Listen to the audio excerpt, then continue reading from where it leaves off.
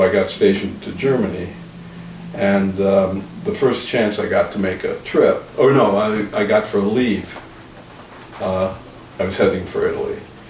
And by the way, the first chance I came after my mother died.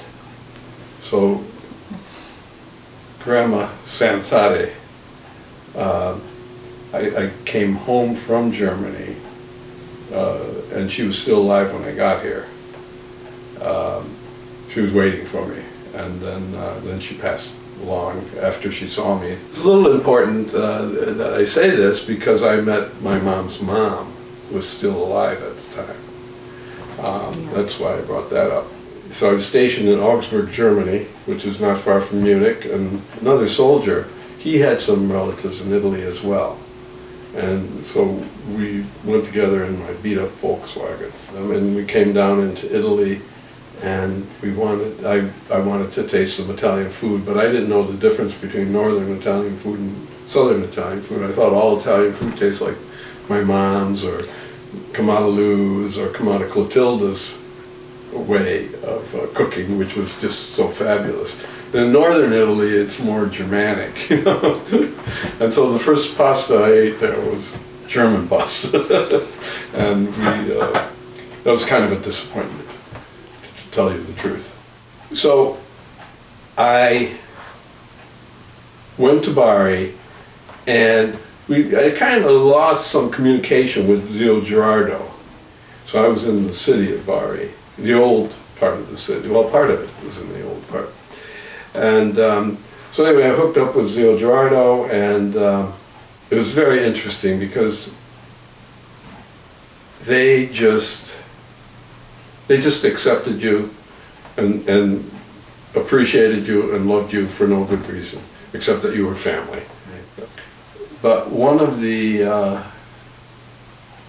first things I remember is that it was late at night, and they had made food for me, and I'm thinking, but Zio Girardo and I were sitting in the kitchen speaking together, and we had a bottle of wine, and you know, we got along quite good, quite well. So in this conversation, he says, here, and you know, they had the big jewelry store, his boys, his two other sons.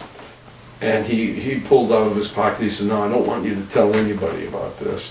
So he pulls out this gold chain with a medallion, the patron saint of Bari, St. Nicholas. This gold chain with the necklace, and he said, you give that, he gave that to me. And he says, you put that on. And he said, but you don't tell anybody that we got this, you know. So we had this conversation. And then I think the next day, I said I wanted to get in touch with my mother's side of the family too, and that was Zio Franco, and who was, you know, the go-to guy there. So they notified him, and Zio Franco and one of his, I think, brother-in-laws came and met us in Bari. They came from Ruciliano and met us in Bari, and I thought, there's going to be a fight, because who's going to take me home first now? You know, they were, you know, like that. And so it kind of got worked out that I would stay there for a couple of days, and then I would go to Ruciliano. So we come into Ruciliano, and it says, one of the words, you know, I knew Senza Unico meant one-way street, and there's signs that says Senza Unico, Senza Unico. And I take, he says, turn down here, and turn down here, and I say, Franco, senza unico, no vai qui. And he says, in this town, there are no laws for me. And then the street is about, you know, big enough for a car and a half. And we're going down the street, and then of course there's a car coming right toward me. And I pull over. He says, pull over, pull over. I don't have any choice but pull over, there's not enough room. So I pull over, and this other guy pulls over the other way and jumps out of the car and comes toward us, you know. There's this big red-headed guy, you know. And then I get out of the car and say, what is this, going to be some encounter here or what, you know? And he throws his arms around me. My uncle said, "It's Mario, it's Cucino, he's your cousin," you know. So that was how I got into Richigliano. So Zio Franco and I are sitting at the table in their apartment where he lived with their wife. He pulls something out of his pocket and he says, "I got something for you." And it was a gold chain and it had a cross on it. He says, and he kind of put it around my neck and he says, "This is for you and I don't want you to tell anybody about it," you know. So I had this other one from my other cousin or my other uncle there. So I had two of those. So the big deal is when we were growing up on Garland Avenue, you know, once in a while we'd get a picture or something, and if it was from mom's side, and it was usually they'd go up on the roof 2 or 3 stories up, and that's where they would take the pictures. And I remember some of these pictures, and well, we had to go up on the roof and take a picture with a bunch of the family.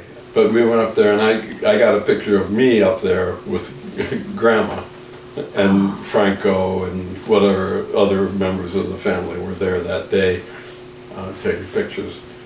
And with the Grandma, you know, she was so tiny and black and with gray hair.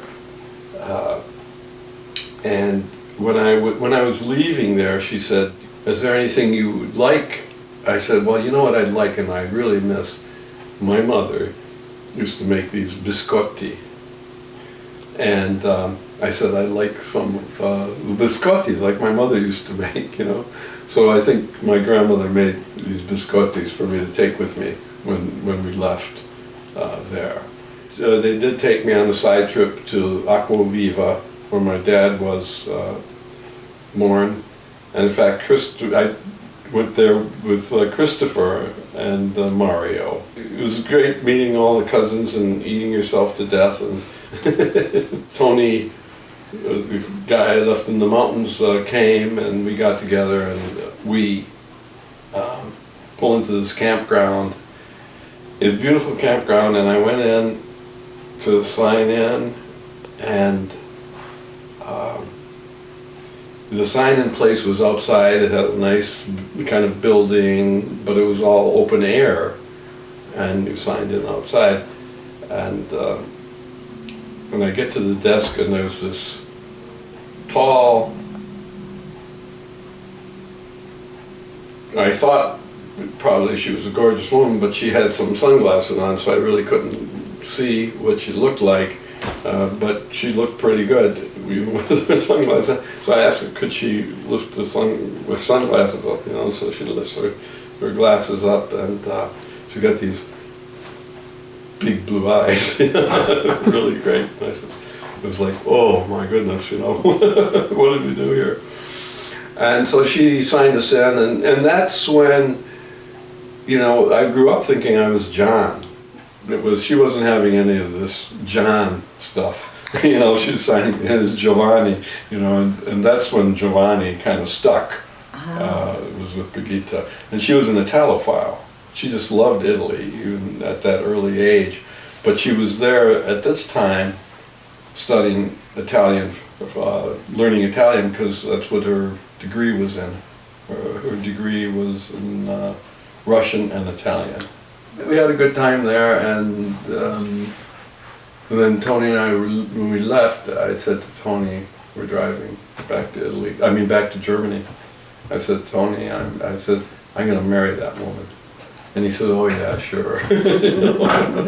And you know, about a year or so later, I went to visit her, because we were writing, and I went to Sweden and visited her, and we decided we were going to get together then. And so that's how I went, and I met my grandmother, the oldest member of the family, and then Brigitte, the newest member of the family.